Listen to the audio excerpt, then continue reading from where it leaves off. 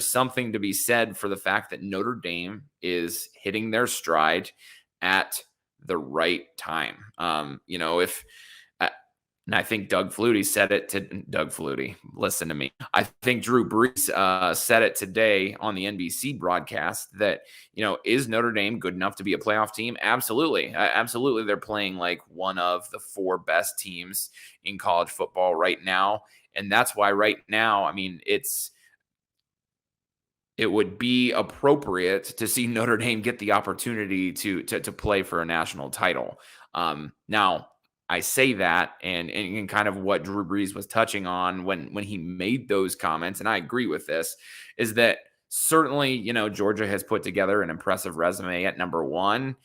Certainly, Alabama has looked really good at times, especially in the top 5. Certainly, Cincinnati has looked really good at times. They beat Notre Dame, but has really kind of stumbled since then.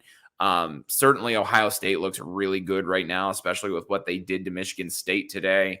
Certainly, there are a lot of teams that are, that look really good that you would like to see get a chance because they're playing really good right now, play for a title. And so, I'd love to see this expansion of the college football playoff. And I'd love to see that, the things that have been talked about made official, because right now Notre Dame would be in the mix.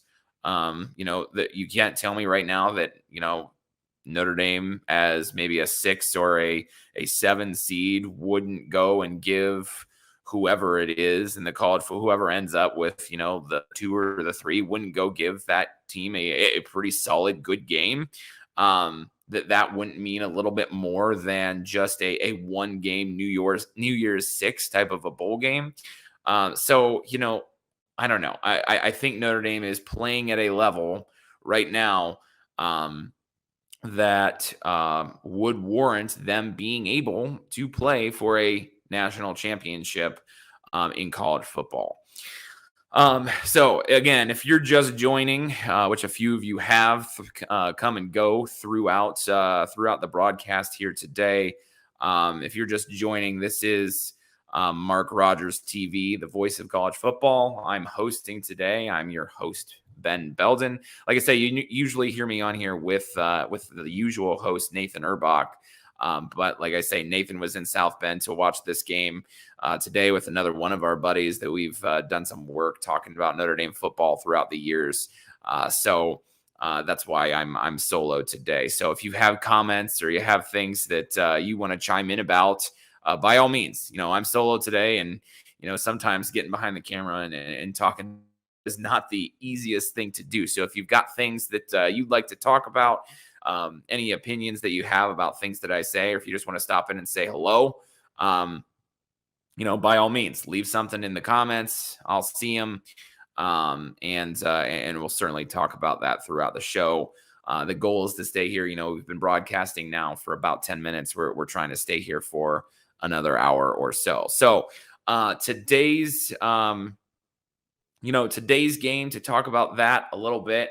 First of all, I wasn't real vocal on Twitter today as I was around, and really that was because I was using my phone to watch this Notre Dame game. But a lot of good things to say about this Notre Dame football team and about this particular game in general. A couple of my major takeaways, I guess. Notre Dame. Notre Dame's defensive line, man, was just absolutely astounding today.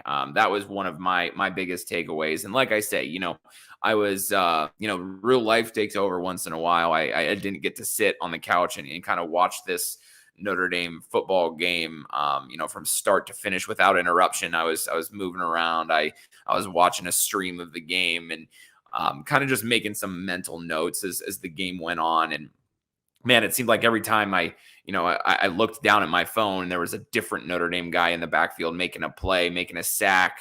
And really, one of the more fun things to observe about this Notre Dame team throughout the season has been the consistency of the defensive line play and the absolute just unbelievable depth that they have at that position. that something for me. It has been, I've been on my podcast, I've been on this show, this post game show. I've talked about, um, this on any Notre Dame publication that I've ever talked about on this year, whether I was a guest on another show or whatever. The play of guys like Jason Adamilola inside, and obviously Myron Tungaviola Mosa, and Justin Adamilola, Isaiah Foskey, Howard Cross was getting into the backfield when he was in the game anytime he wanted to today. Jacob Lacey, all of these guys. I could sit here and name probably 5 more guys. Riley Mills, the guy that at the beginning of the year I thought would have a pretty big season in his role, as he kind of gets a more increased role with Notre Dame moving forward. So that defensive line, man, you don't just shut out a team, I guess, 55-0 without some really great plays from that defensive line. And they're playing at a really high level, which is exactly why I think Notre Dame, as some people are saying in the comments right now, can absolutely play with the top teams in college football. And so here's one question that, as we kind of talk about Notre Dame potentially getting into the college football playoff, that I'd like to address. Mike McDonald says, is there concern about the long road trip for Stanford? Getting up for that game will be a challenge. I sort of agree in ways and sort of disagree in ways. I think Notre Dame, if there's a game where you kind of think about there could be a little bit of a lull for Notre Dame, it might have been today. And the reason I say this is because, obviously today was senior day, and you might sort of think to yourself, and there's some truth in this, certainly, that on senior day, of course, it's your last time playing in South Bend. The seniors are going to be hyped up. Everybody else is going to be hyped up to get the seniors a win and a memorable one. And there's a lot of truth to that, but there's also the emotion that kind of goes with it, that sometimes can sort of detract from a football game. And I guess kind of what I'm saying is, it's hard to go through those emotions, to run out, to shake Brian Kelly's hand, hug Brian Kelly in the tunnel, have the whole 70,000 some plus cheering for you, have those emotions, take it all in one last time, and then go play a very physical football game. And so if there was going to be a game where there's a lull, I sort of think today would have been the day where you would have seen Notre Dame start a little bit slower. And ultimately, I don't think it would have changed the outcome of this game. You know what I mean? I think Notre Dame was always going to beat Georgia Tech pretty handily. But today, I think, would have been the day where Notre Dame was going to play sluggish for a little bit. It would have been today. Now, going out to Stanford, I mean, certainly there's always the point that, Stanford used to be a big a rivalry game to a lot of extents. It is a big rivalry game for Notre Dame, and I understand that. It's lost a lot of its luster, especially since Stanford isn't very good. There's always the it seems like David Shaw has been on the hot seat for quite some time now, and as Stanford continues to struggle through the latter part of this particular season, that seat getting even just a little bit warmer, I guess you could say.